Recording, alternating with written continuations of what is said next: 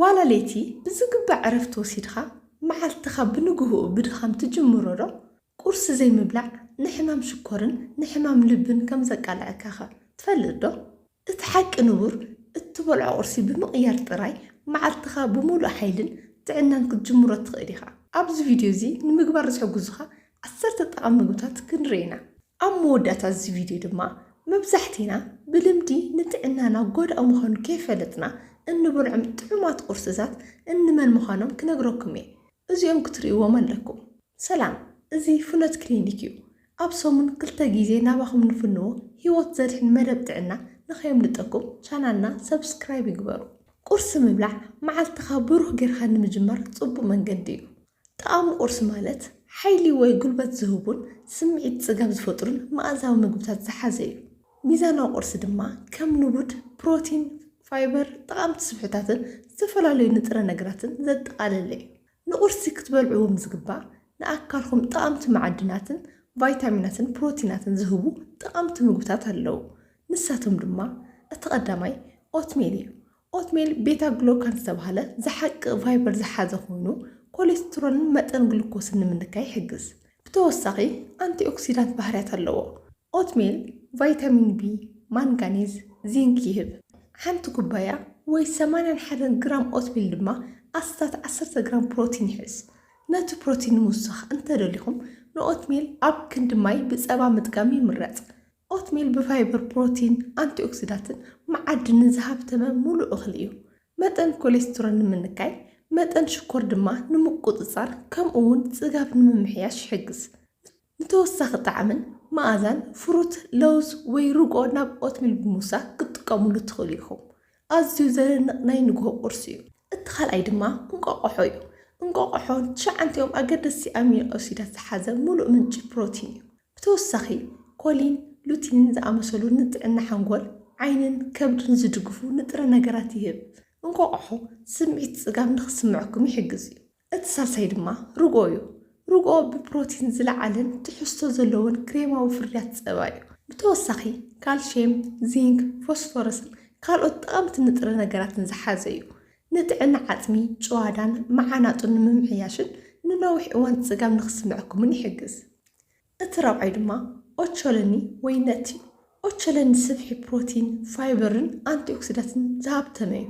ንሓደጋ ሕማም ልቢ ሕማም ሽኮርን ንምንካይ ይሕግዙ ኦቾሎኒ ድማ ምስ ኦትሚል ከምኡውን ምስ ርጎ ብምሕዋስ ክትጥቀሙሉ ትኽእሉ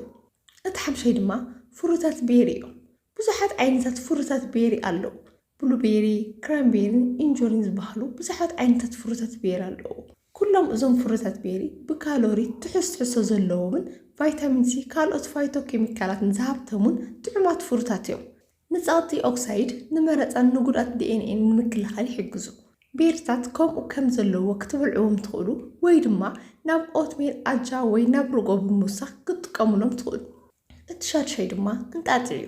እንጣጢዕ ኦሜጋ 3 ፋቲ ኣሲድ ፋይበርን ዝሓዘ ምግቢ እዩ ንኮሌስትሮል ጸቕጢ ደምን መጠን ሽኮር ደምን ንምንካይ ከምኡውን ንጥዕና ምሕቃቕ ምግቢ ንምምሕያሽ ይሕግዝ እንጣጢዕ ምስ ኦትሜል ርጎን ክትጥቀሙሉ ትኽእሉ እቲ ሻውዓይ ድማ ቺያሲድ እዩ ቺያሲድ ድማ ብፋይበር ኦሜጋ 3 ፋቲ ኣሲድን አንቲኦክሲዳንትን ዝሃብተመ እዩ ንቁርሲ ኣዝዩ ጠቃሚ ዝኾነ ምግቢ እዩ ሚዛናዊ ምግቢ ንምርካብ ምስ ቺያሲድ ርጎ ወይ ድማ ኦትሜል ብምውሳኽ ክትጥቀሙሉ ትኽእሉ እቲ ሻምናይ ድማ ሙዝ ወይ ባናና እዩ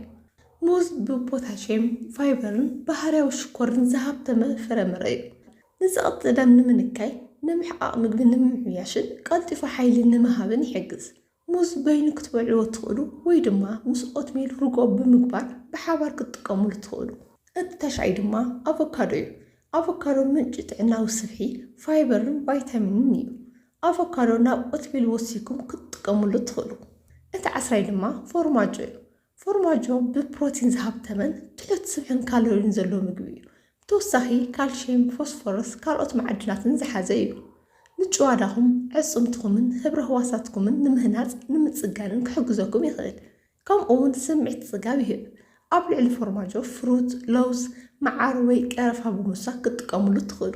ንቁርሲ ክትበልዕዎም ዘይብልኩም ምግብታት ዝተጠበሱ ከምኒ ቦምቦሊኖ ዶናት ዝኣመሰሉ እዮም ብፍጹም ካብዞም ምግብታት ክትርሕቑ ይግባእ ምክንያቱ ጎዳእቲ ስለ ዝኾኑን ብተደጋጋሚ ከጥሚኹም ስለ ዝኽእሉን እዮም። ብተወሳኺ ንኣካልና እኹል ጠቐምቲ ንጥረ ነገራትን ኣይህቡና። ትሑት ፕሮቲንን ንጥረ ነገራትን ስለ ዘለዎም ንኣካልና ምንም ዓይነት ጥቕሚ የብሎም። ብተወሳኺ ነዞም ምግብታት ብተደጋጋሚ ትበልዕዎም እንተኾንኩም ንብዙሓት ነዋሕቲ ሕማማት ከቃልዕኹም ይኽእሉ። ጸቕጢ ደም፣ ሕማም ሽኮር ከምኡ እውን ልዑል መጠን ኮሌስትሮል ከም ዝህልወኩም ይገብሩ። ስለዚ መዓልትኹም ብጠቓሚ ምግብታት ምጅማር ኣዝዩ ጠቓሚ እዩ። ስለዚ ክቡራትን ክቡራን ተዓዘብትና ጠቓሚ ቁርሲ ብምብላዕ ንዓኹምን ንደቅኹምን ልክዕ ከምዚ ጠቓሚ ምግብታት ብምድላው ጥዕናኹምን ጥዕና ደቅኹምን ክትሕልው ይግባእ ናይ ሎሚ ትምህርቲ ጥዕና እዚ ድማ ኣቐዲምካ ምቁፅፃር መጻኢ ካብ ፍቅዕተኝነት መድሓኒት ምርሓን ክሳብ መድሓኒት ኣይድልን